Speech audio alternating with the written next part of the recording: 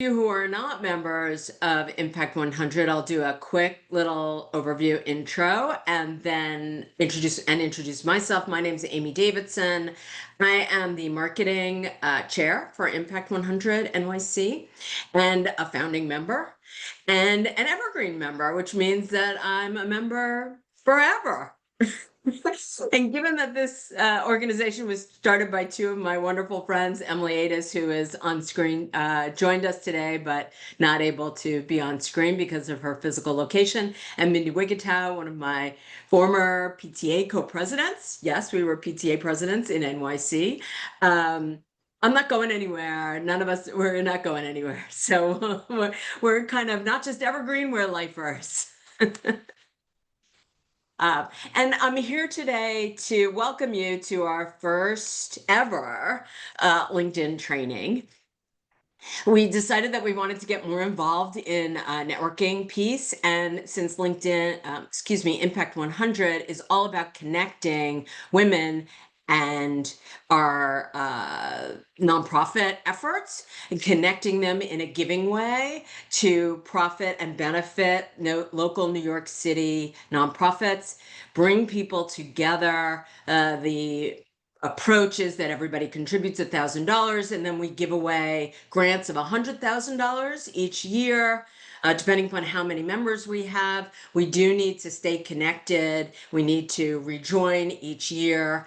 And we focus on giving to local nonprofits in New York City in the 5 boroughs. We've been in existence for 5 years. This is our 5th anniversary. We're very excited about that. And collectively, we've given away over $1.5 million to local New York City nonprofits, small to medium-sized nonprofits, which is wonderful. They're the kinds of places that don't always get the visibility of some of the big donations and from the big foundations. So we're thrilled to have you here. I'm also thrilled to welcome our volunteer and friend, Michelle. Tell me how you say your last name, Michelle. Holub? Holub. Holub. See? It's okay. Thank you. I get quite. She's not quite such a good friend that I knew exactly how to pronounce her name. No problem. But actually, we're such good friends, we're on first name basis, so all good. Exactly. Michelle is a digital marketing strategist and nonprofit champion who really knows how to make LinkedIn work for all of us. She currently handles client development at Wilkie Farr and Gallagher, and she helps organizations nail down their content and connections. She's held roles as managing director, senior director at Barrett's and Brunel, as product marketing manager at Morningstar. She's done a tremendous amount of work in this space. She's been working with nonprofits like Impact 100, helping people improve their profile upgrades, probably helping them distribute content, engage their communities, and help people transform from being passive users like us now hopefully into confident, visible voices on LinkedIn.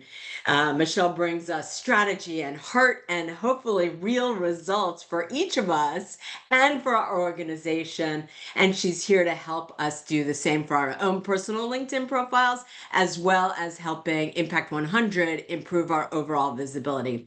So with that, I will also ask you, if you would, most of you are on mute. Thank you very much. I will put myself on mute. If you have questions and you'd like to share them during the conversation, please feel free to put them in the chat. And I will moderate that chat as we go along. And Michelle is definitely planning to hold time towards the end for all kinds of questions, whether it's about the topics she's presented or other things. We'll see how this goes. Again, this is our first effort.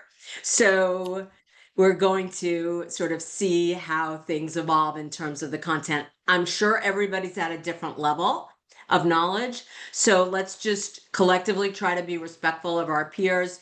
If you're feeling like you need a little more help, why don't you just sort of stay on towards the end to ask a personal question that feels a little bit in the weeds. And also feel free to message me with questions that might be something you might not feel comfortable sharing with the group, and I can help work through it with you. All right. With that, Michelle, did we decide you're going to I think do the slides? I'm Yes. going to do the slides. Then I guess I better get going, That's and I okay. will help you by sharing this thing. With that, I'm thrilled to introduce our friend, Michelle. Thank you so much, Amy. I'm very happy to be here today and nice to see so many faces. LinkedIn is becoming more and more prominent. And as we kind of get through, I will share some statistics that you might find, new and useful, and just give another boost as to why, I'm here to talk to you and why it also is so important. But I would love to keep it, conversational. So feel free to put any messages, as Amy mentioned, in the chat. We'll try to get through that. It's going to be a little bit of a how-to session, setting up your profile, making the most of the site, but then also just discussing some of these best practices for engagement, as it really is becoming an all-encompassing tool. So I'll kind of set the stage with the little social landscape, get into that profile setup. If you have specific questions there, we can try to take those as well. If not, I'm happy to stay for a few minutes at the end, or leave you my LinkedIn profile so that you can connect with me and we can answer questions, or maybe need another session afterwards. So with that, we can move on. And I know, Amy, you did such a great introduction, so we could skip that's just about me, but we can go But ahead. it's a nice picture. Oh, thank you. Thank you so much. So, as I mentioned, social media has really taken off as a way to get information to your audience and, the broader world. So, the average number of platforms used per month is over 6. I know many of you might be, how many platforms are there in the world? There are countless. Obviously, not all of them are used in professional services for nonprofits. They are social media sites. But basically, the gist of this is that the way that people connect with individuals has drastically changed over time, and we want to make sure that we're staying at the forefront. If we move on, you'll see that the average time spent on social is over 2 hours a day, which means if you think of that outside of the traditional workday or whatever the case may be, people are really spending a great deal of their time and attention on social platforms, which is where we need to start engaging with people. And then when you think about connections, there's over 1 billion people that are reachable on LinkedIn, which is where we're going to be focusing our time today. It's become really the professional social media site. And many people think of LinkedIn, it has kind of this legacy reputation of being a primarily recruitment and job searching tool. And the reality is that this, over the years, has drastically changed. I like to consider it the digital business card, so to speak, but it's become so much more. It's a way to network and build relationships. You can connect with funders, partners, other volunteers, alumni, neighbors. You can raise awareness for mission and for any of your activities. You can showcase the impact that organizations have, building credibility and trust. You also can work to form partnerships, recruit talent, all of the above. But it's really a way to amplify your voice and build sustainable relationships. And as you can see, the way that individuals are going to different sources for news these days, 73% of professionals trust LinkedIn for information. 96% of executives turn to LinkedIn as their preferred content source. So when you think about the thought leadership that either the organization is putting out or promoting, or your partnerships, this is becoming LinkedIn is becoming the forefront in the trustworthy source to obtain that data and that information. It's also where decision makers come. So it's very prominent for lead generation and business development, all of which is important when you're thinking about building your profile and using it. So how to, there are a few key things, if we go to the next slide, that you'll want to include in terms of your profile. And basically, in the digital age, everything is done with a back-end algorithm, and we won't get into that today, but there are some kind of checklist items that will help you to have a complete profile, to check all those boxes so that you can be seen amongst the overall audience that is LinkedIn. You want to make sure that you have a profile photo and, if applicable, a banner image, something professional, as you can see here. As I mentioned, the digital business card. Think about it as if you were meeting someone at a conference and you hand them, a traditional business card. Somebody is going to come here. They're going to look for your information, where you work. They're going to want to see a headshot, who you are. And it really gives you that humane approach in the web world. You'll want to list the jobs or positions that you've held, along with any descriptions. It's always nice to have skills on your profile. That way, it's easy for people to kind of skim through and see your expertise. There are so many things that go into searchability, which we'll get into a little bit in the engagement section, but we could do a whole section on that, session on that as well. So if you have any questions, let me know. But searchability amongst LinkedIn is how advertisements are distributed across the platform. And sometimes you might not even know you're being served an advertisement, because they've done a great job of kind of blending into the surroundings. But basically, any of this information that you have on your profile is searchable. So you want to make sure there are keywords in the About You section, the summary section, keywords that if you're looking to grow your business, people would search for, or that skills section, as I mentioned. All of that can be used when people are searching for certain terms online, if they're trying to find you based on your expertise. Again, industry, postal code, all of these things are fields that can be used for search capability. So it's really important to fill it out to the best of your ability. Growing a network is important. So you want to try to build that base of connections. 50 is a good place to start, but I'm sure even within the group alone, there's probably 50 plus. So that should be no problem. And if you join the networking group, I'm sure you can hit that number very fast if you haven't already. And then utilizing AI. So AI has come so far in recent years. There are tools such as the profile completeness tool that actually you can click a button and it will tell you where the gaps are. It will provide suggestions. So they're really making it easy for you to be able to have a holistic profile. That's a very high level. If we go to the next slide, you can see how you can edit that. So as you can see, Amy has a great profile picture, banner image. She has a key headline that includes some of her positions. And again, this is where people are searching. So you'll see fractional CMO, you'll see B2B, you have those kind of key terms if people are looking for certain things, and her summary. If you want to make any changes to these sorts of components on your profile, you can see there's a little pencil at the top of your profile where it brings you to a form where you can edit your introduction. That position, that headline is all customizable, and you should really either try to customize it for your role, or maybe you have a specific job title that you want to put in there that, again, could be searchable, or your headline can be customized to showcase your expertise in a new way. Moving on to the next.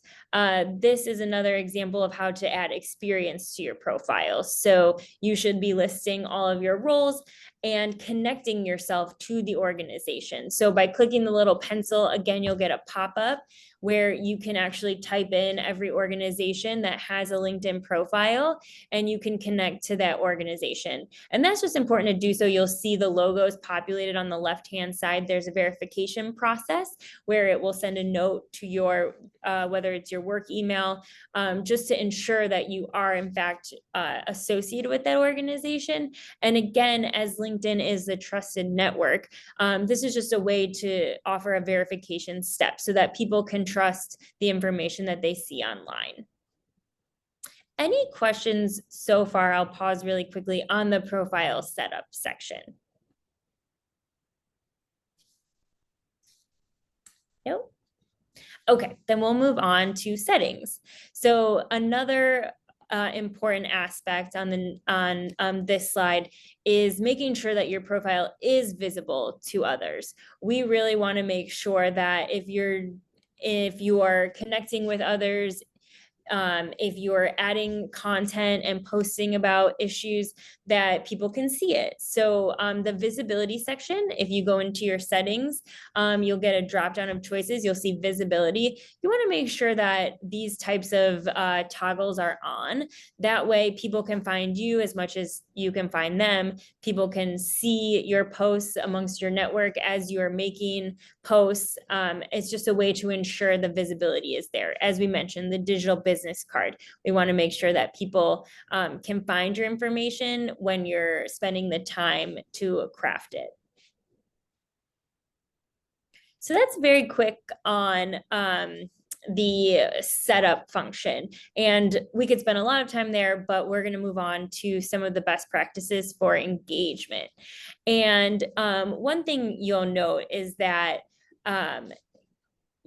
whether you have an individual profile or you're, let's say, in a social media role working on behalf of an organization, the engagement piece is crucial for visibility and awareness and impact. So your connections, you want them to be quality. We'll get to that further down in the presentation. But making sure that if someone is spending the time to do something, you want to make the most of your resources. So for example, here, Amy reposted a social post, a LinkedIn post about Impact 100. And you'll see that it's a great visual. It's really eye-catching. And instead of having to recreate the wheel, in a lot of ways, the content that's being curated by Impact 100 is they're spending a lot of time and effort to do so. And this is just an easy way to help take it to the next level, to emphasize the work that Impact 100 is doing, but without too much legwork on the front end.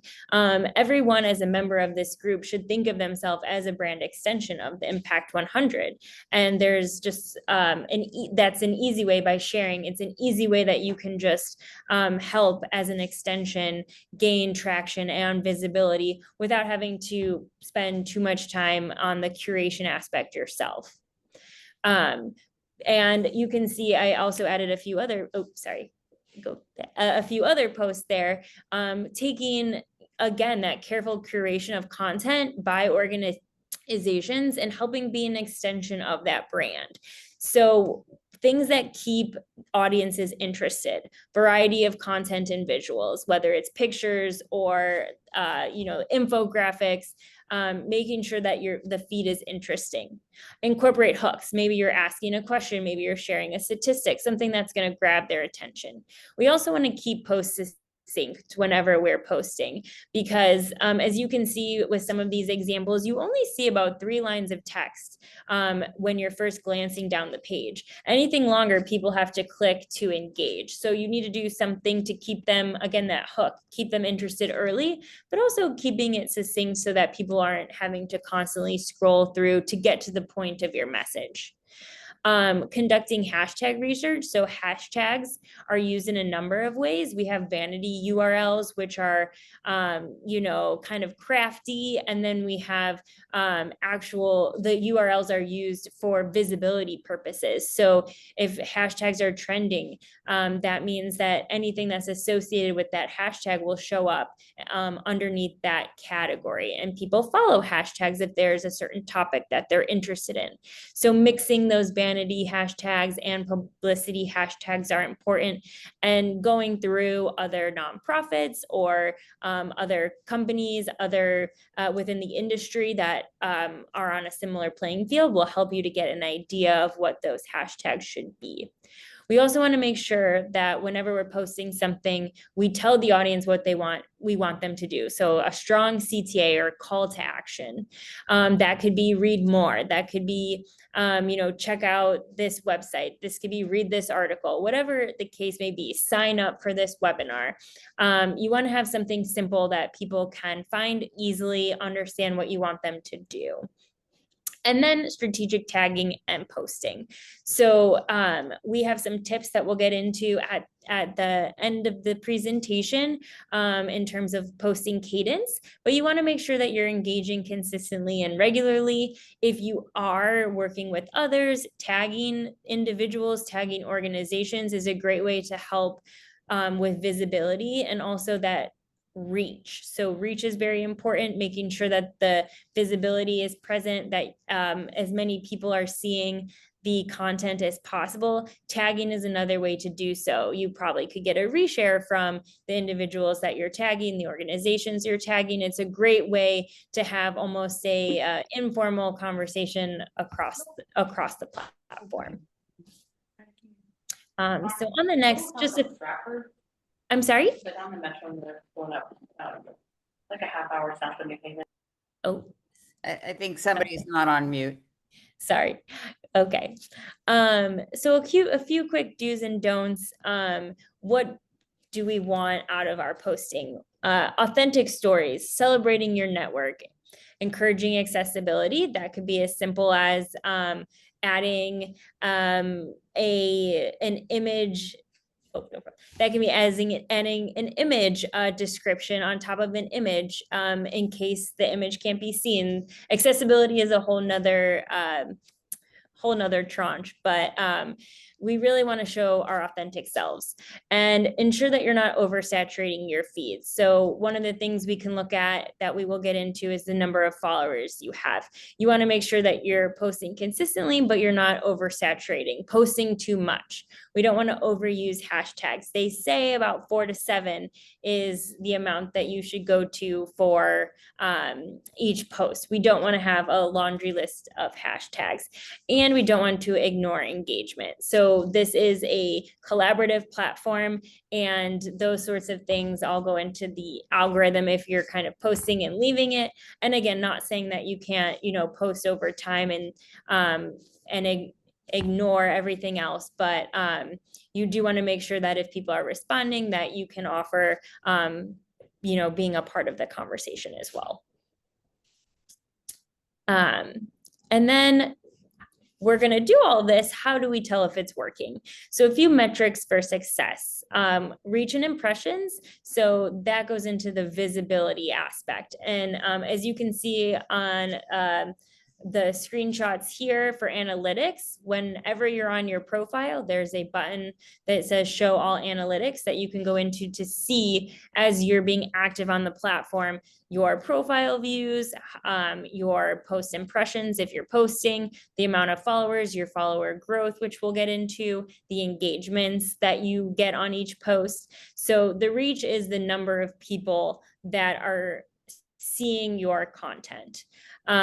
That's individual. Impressions is overall. So if someone sees your post a few times, the impressions will always be higher than the reach. The engagement rate is the amount of times that people are interacting with your content. So it's likely the actions taken divided by the total number of impressions. Conversions, if you are trying to get people to visit a website or take an action, sign up for a webinar, this is going to be an important metric to look at. And then follower growth, which we will get into in a second. This is a deep dive into the post analytics. So whenever you post, LinkedIn tracks, again, how many impressions, how many members you reached, how many people interacted with it. That's that engagement, that's that activity post. And you can see all of that on the back end of your profile.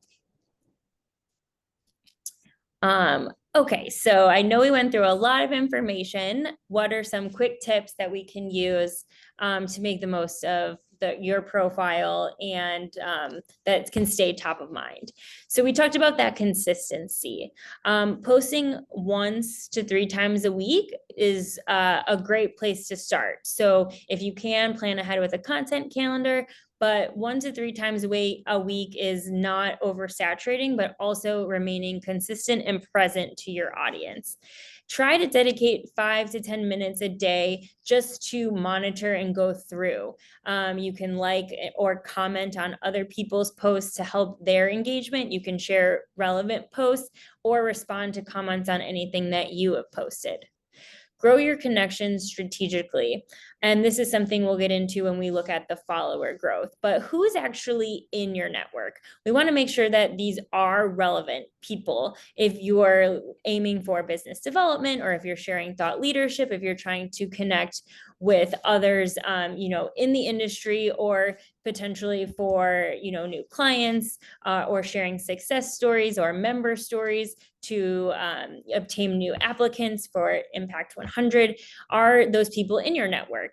They say only about 10% of your followers see the posts that you post. And that's why the visibility and the engagement is so impactful, because what it does is it grows that number. So we want to see that increase, and we want to make sure that the people that are seeing those posts are relevant. A lot of times on a social network, we can see a lot of friends and family on there, which is great. I'm not saying to delete all of your friends and family as connections, but making sure that as you're growing your following, that you're growing it in a relevant way. Tracking your post performance. Now that we've seen the analytics section, it's great to monitor that from time to time. See if the content that you're posting is resonating with your audience. It's a great tool to be able to understand what they're looking for and make any changes. And then your profile is not a static piece in time.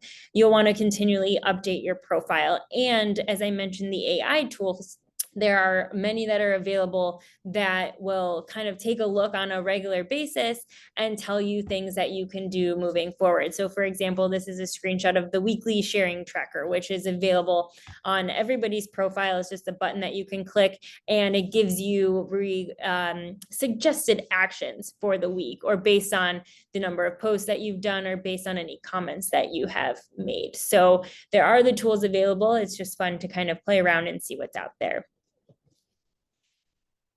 And on the next, you can see, so total followers, and this is one of the analytics that you can dive into to see how your followers are increasing and ensuring that they're relevant. So if you scroll down to the next slide, you'll be able to see the demographics. And basically you can take a quick look at this, make sure that you're growing your following and seeing if they're the types of individuals that you want to be connected with. So a lot of the work that I've done in the past has been within the finance and legal sectors. So you can see a lot of my industry are in those respective areas, and at the executive senior director leadership, which is things that when I'm thinking about the content that I've been promoting and things of that sort, those were the buckets that I personally was looking to see. I see one question come in about LinkedIn Premium. Everything that you can see here is on the traditional LinkedIn account. So you can see additional metrics with LinkedIn Premium, but everything that I've shown you today is from the traditional account. All right, so I know we loaded a lot of information there. Here are just a few quick takeaways. So what we can remember, why is all of this important? LinkedIn is your digital brand. And whether you're connecting with others, whether you're posting on behalf of Impact 100, this is your presence and your digital brand as well. But we are an extension of Impact 100 and any other organization that you are connected to. You are an extension of that brand. And as that extension, you want to help elevate the mission. You want to help highlight the impact and the success stories so that others can see the great work that the organization has done. Engage and educate current supporters, attract and recruit new talent, new partners. Everybody is going to LinkedIn for, again, as we mentioned, various reasons, but recruitment, thought leadership, news, and as the authoritative source in the space, as that extension of the digital brand, we want to make sure that we're kind of closing the loop so that people are seeing what we want them to see, and we're helping to make an impact across the organization. And the private LinkedIn group is a great way to do that. You can test things out amongst each other. You can share things that you think others might find helpful, and you can engage with one another. You never know who you might meet within the group. You never know what content you might see, or then pass that along to your followers as another way to increase visibility. So with that, I will open it up for any questions. So if you would, when you want to ask a question, if you would use the hand raise down below. That was great. Thank you. Thank you. Yeah. I know it's a quick dive. In 30 minutes, there's a lot to cover. Yes, Raquel. Hi, thank you so much. This is absolutely great. I have two questions, but maybe I'll leave the second one for at the end.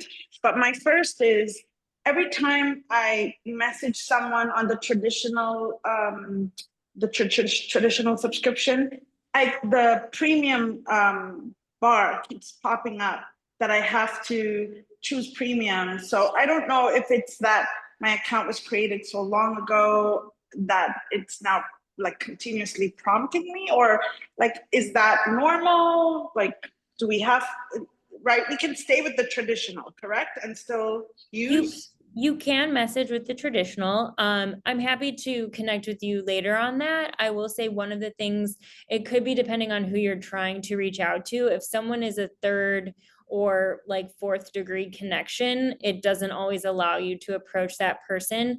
What you could do is ask for an introduction through a mutual connection. If you have one, with the degrees of separation, sometimes you can't contact everybody on LinkedIn. Is that helpful? Yes, it is. Thank you. Great. Veronica. Yes, hi. I have a question about the profile description. So, I feel like, do you have the latest guidance on how much to elaborate on job description, like your role descriptions in the history? Like, I remember when I first started early in my career, I kind of used it as a resume, but I'm wondering if I should rethink how I think about that job description. And then, of course, the skills, like, those are in it. Those are already in there, but maybe Yes. I would consider it an executive summary, the about section. Try to close it up a little bit. Sorry, not the about, not the about, but like when you put in your role and then you have your skills tied to that role, the space for each of the roles in your entire career, that the jobs you've held that you're showing, the each descriptions for each role that you've had. Yeah.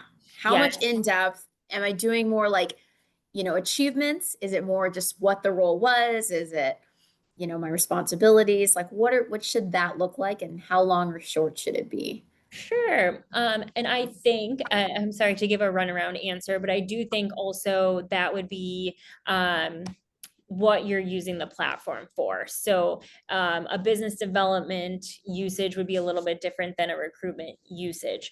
I would take advantage of adding skills to each of the descriptions.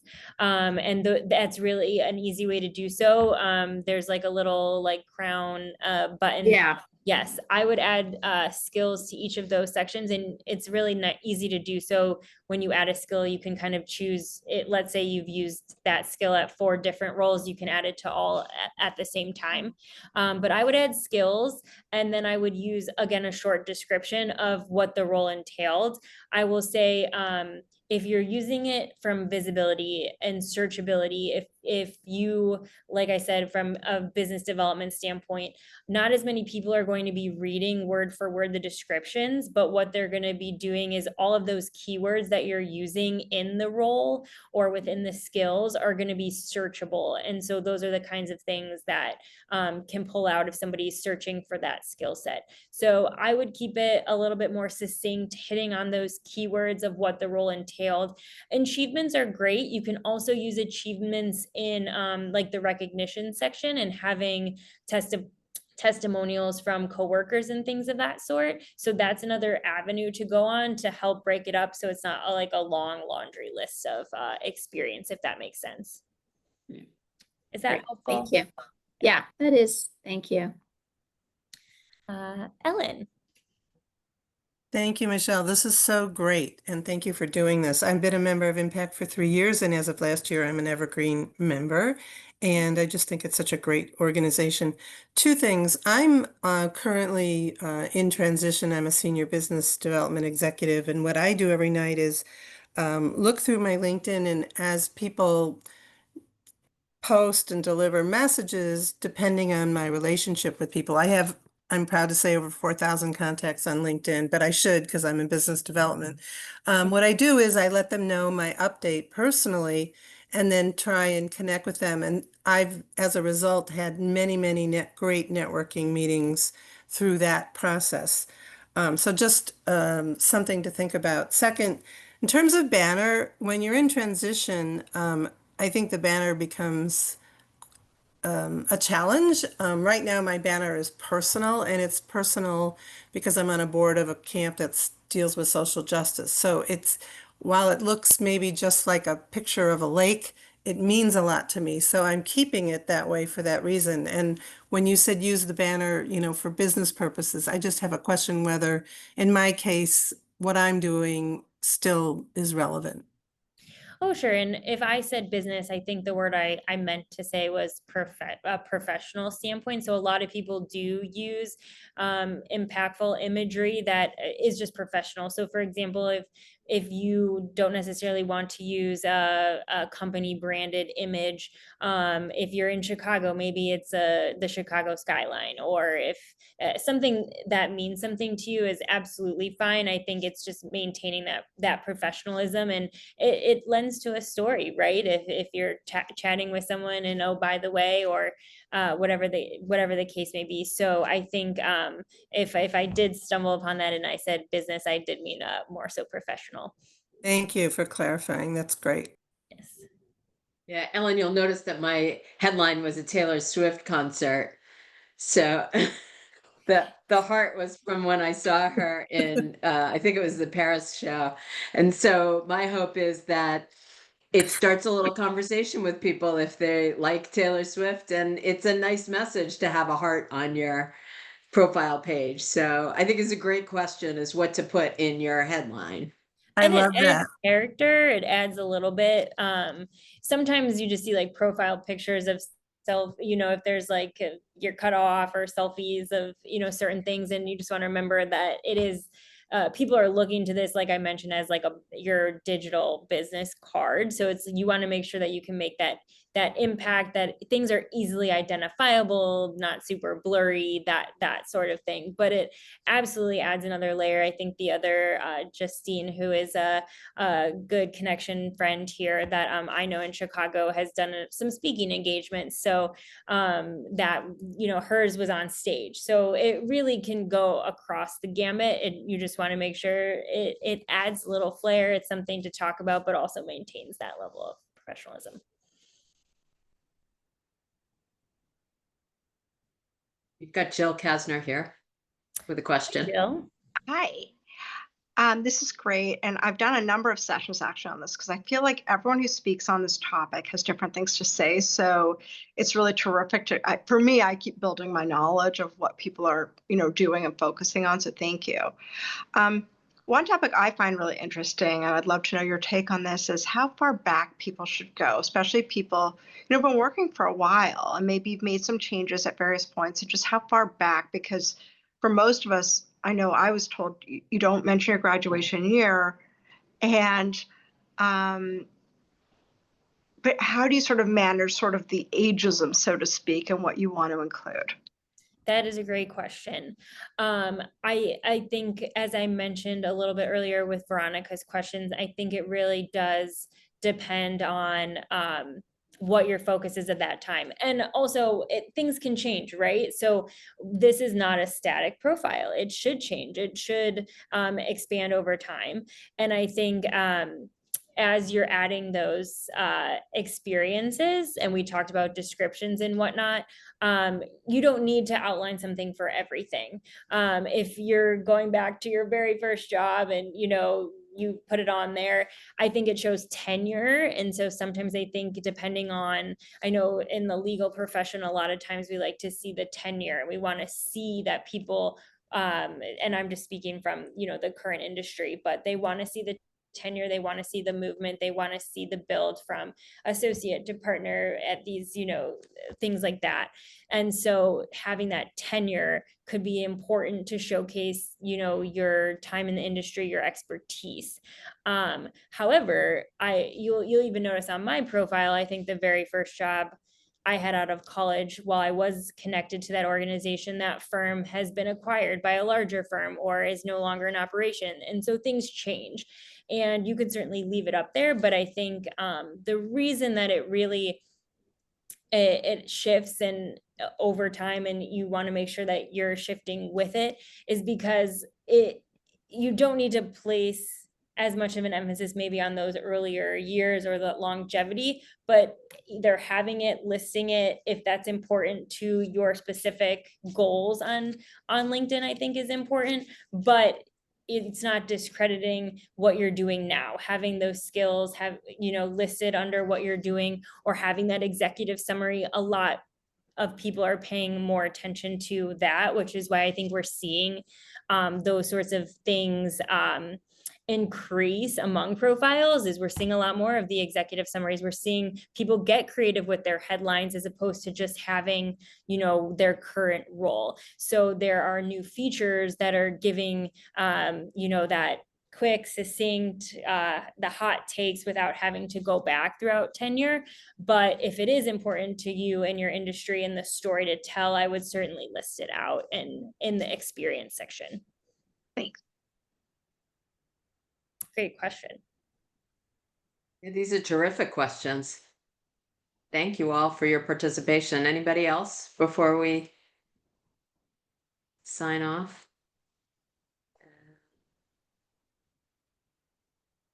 So again, I'll encourage everybody to put their profiles. I know a few of you have put your profiles in the chat if you want to share and connect with folks here.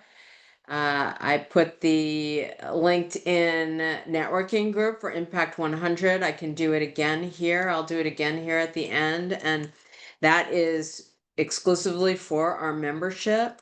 So you have a pre-vetting of the people in that group, which is really nice.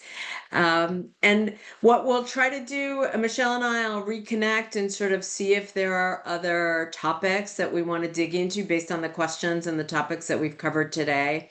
If you have a few suggestions of things you'd like to go deeper into, if you want to put those into the chat, we'd welcome them. And if you have a more personal question, I know Raquel, you and I traded a message about that. If you have a more personal question and you want to stay on for a moment, Michelle will stay with us for another few minutes, so please feel free to do that. Otherwise, I'd say thank you so much, and it's been a pleasure connecting with all of you. Yes, thank you, everyone. And thank you for all your LinkedIn group. Thank you. This was great. Thank you so much. And nice to meet everyone, and have a great day. Thank you. Thank you Pleasure. so much. This was awesome.